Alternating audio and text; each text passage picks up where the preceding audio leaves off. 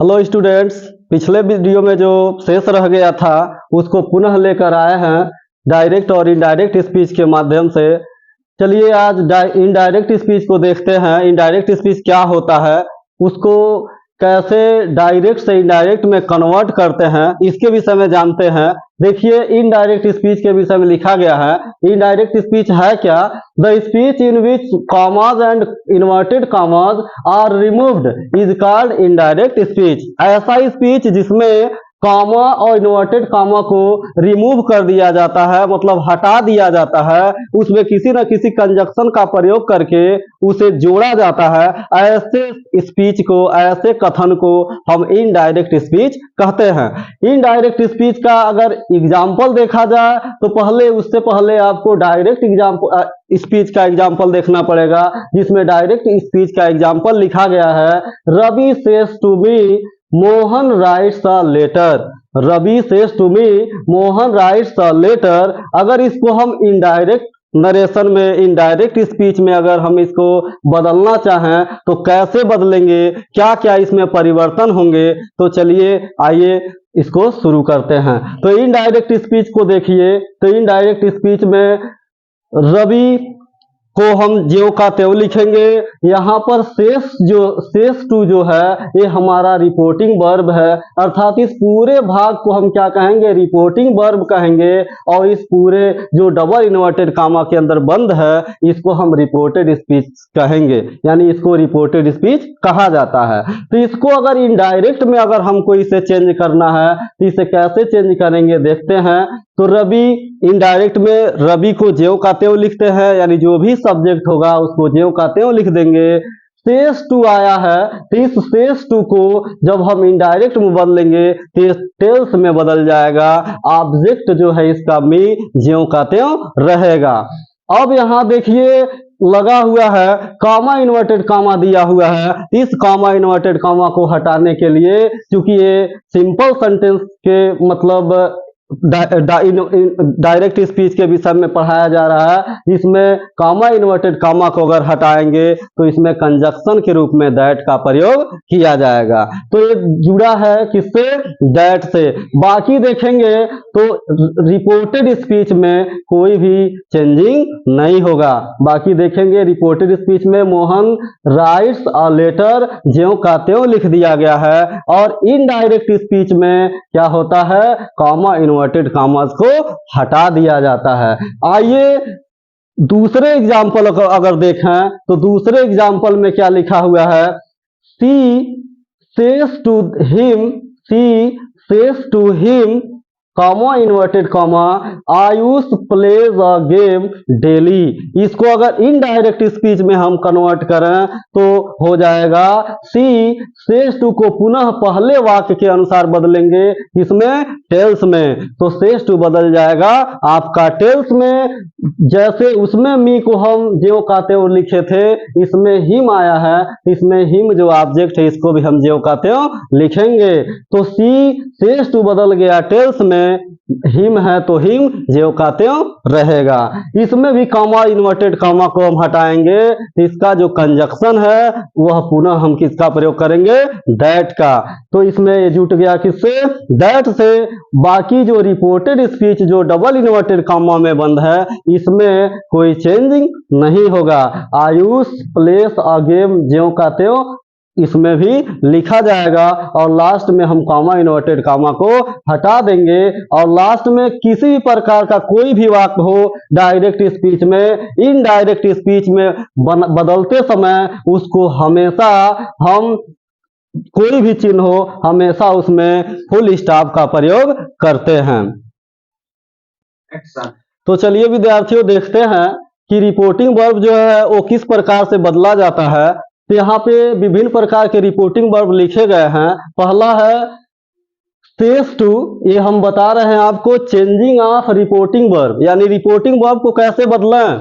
तो ये says to जो है इसको आप बदलेंगे तो ये बदल जाएगा किसमें? टेल में। सेज टू जो है बदल जाएगा टेल में। ठीक उसी प्रकार से सेज टू जो है इसको बदलेंगे टेल्स में। अगर रिपोर्टिंग वर्ब के रूप में सेड टू आया हो तो सेड टू को बदलते हैं टोल्ड में।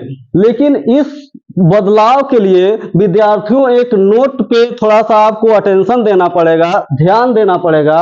इस बदलाव के लिए क्या चीजें जरूरी है वो आपको नोट में बताया गया है। यहाँ पे नोट में लिखा गया है। नोट में क्या है, when there is no object in reporting verb, ये रिपोर्टिंग वर्ब लिखा गया है शॉर्ट में। When there is no object in reporting verb, say to, says to and said to are not changed. जब रिपोर्टिंग वर्ब में कोई object न दिया हो, किनके बाद न दिया हो, से टू के बाद न दिया हो, सेज टू के बाद न दिया हो और सेड टू के बाद कोई भी ऑब्जेक्ट न दिया हो, तो उसको हम नहीं बदलते हैं। जिस प्रकार से इसके पहले हम आपको बताए थे कि से के बाद, सेज टू के बाद क्या आ रहा था, मी आ रहा था, हिम आ रहा था। तब वहां पे हम से टू को टेल में या टेल्स में जैसे आपको बदल के दिखाए हैं। उस समय वो बदलता था, उस समय उसको बदलना था। लेकिन जब ऑब्जेक्ट न दिया हो उस समय से टू को, सेज टू को और सेड टू को ज्यों का त्यों हम छोड़ देंगे। तो आइए एग्जाम्पल की तरफ चलते हैं। जैसा कि डायरेक्ट स्पीच में लिखा गया है ही सेज और आप यहां देखिए ही सेज के बाद कोई भी इस रिपोर्टिंग वर्ब में ऑब्जेक्ट नहीं दिया है।